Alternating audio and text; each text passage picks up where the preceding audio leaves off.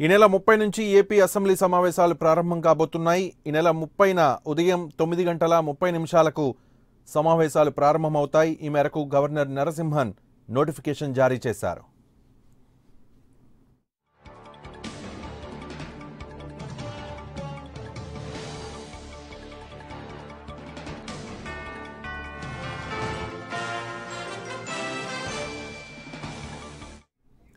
ఈ నెల 30 నుంచి ఏపీ అసెంబ్లీ సమావేశాలు ప్రారంభం కానున్నాయి. ఈ నెల 30న ఉదయం 9:30 సమావేశాలు స్టార్ట్ అవుతాయి. ఈ మేరకు గవర్నర్ నరసింహన్ ఒక నోటిఫికేషన్ జారీ చేశారు. మా సచివాలయం ప్రతినిధి ఎంపీ రావు ఉన్నారు, అప్డేట్స్ అందిస్తారు. ఎంపీ, అసెంబ్లీ సమావేశాలకు సంబంధించి గవర్నర్ నరసింహన్ నోటిఫికేషన్ జారీ చేశారు. ఇప్పటికే అంటే గతంలోనే 30వ తేదీ నుంచి అసెంబ్లీ సమావేశాలు జరుగుతాయని ప్రభుత్వం ప్రకటించింది. దీనికి సంబంధించి అధికారికంగా నోటిఫికేషన్ జారీ చేశారు గవర్నర్ నరసింహన్. ఈ నెల 30వ తేదీ నుంచి సమావేశాలు ప్రారంభం కానున్నాయి. 30వ తేదీ ఉదయం 9:30 అసెంబ్లీ ప్రారంభం కానుంది. అయితే టెంటేటివ్ గా ఒక 5 రోజుల పాటు జరపాలని చెప్పి ప్రభుత్వం సూత్రప్రాయంగా అయితే నిర్ణయం తీసుకుంది. కానీ మొదటి రోజు జరిగేటటువంటి బీఏసీ సమావేశాలు ఎన్ని రోజులు జరపాలనే దాని మీద ప్రభుత్వం బీఏసీ సమావేశంలో ఒక నిర్ణయం తీసుకుంటారు. అయితే టెంటేటివ్ గా మాత్రం సూత్రప్రాయంగా ఒక 5 రోజులు జరపాలని చెప్పి కూడా నిర్ణయం తీసుకున్నారు. ఈ నెల 30 నుంచి వచ్చే నెల 9వ తేదీ వరకు కూడా అసెంబ్లీ సమావేశాలు జరిగే విధంగా కూడా ప్రభుత్వం ప్లాన్ చేస్తుంది. అయితే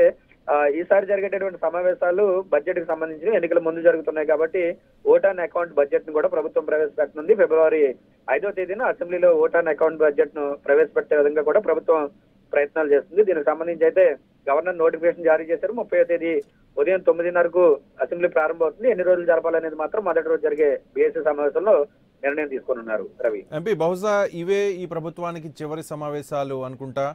సో ఎటువంటి బిల్లులు చర్చకు వచ్చే అవకాశం ఉంది? మీ దగ్గర ఉన్న అప్డేట్స్ ఏంటి?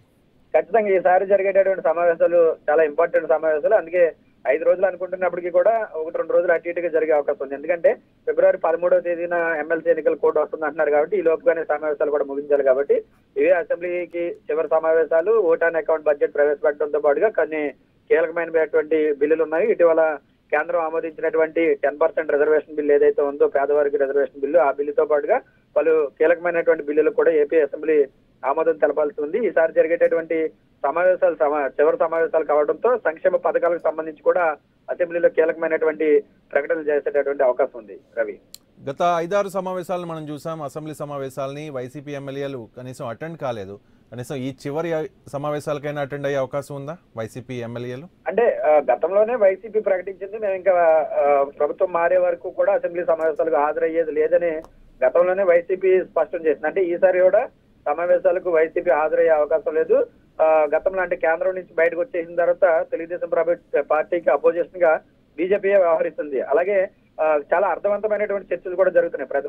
ప్రతిపక్షం లేకపోయినప్పటికీ కూడా అధికార పార్టీకి చెందినటువంటి ఎమ్మెల్యేలే ఆయా నియోజకవర్గాల్లో ఉన్నటువంటి సమస్యలు లేవనెత్తడము, దాని మీద చర్చ జరగడం అనేది కూడా చాలా బాగానే జరుగుతుంది. కాబట్టి ఈసారి కూడా ప్రతిపక్షం దూరంగా ఉన్నప్పటికీ కూడా జరిగే తక్కువ రోజులు అయినప్పటికీ కూడా అర్థవంతమైనటువంటి చర్చ జరగడంతో పాటుగా ఓట్ ఆన్ అకౌంట్ బడ్జెట్ ను ప్రవేశపెట్టిన తర్వాత 1 లేదా 2 రోజులు ఆ బడ్జెట్ మీద చర్చ ముగించి అసెంబ్లీ సమావేశాలను నిరవధికంగా వాయిదా వేస్తే బాగుంటుందనే ఆలోచనలో ప్రభుత్వం ఉంది. ఏదేమైనప్పటికీ కూడా మొదటి రోజు జరిగే బీఎస్సీ సమావేశంలోనే అది ఎన్ని రోజులు జరపాలి, బడ్జెట్ ఎప్పుడు ప్రవేశపెట్టాలనే దాని మీద కొంచెం క్లారిటీ వచ్చే అవకాశం ఉంది.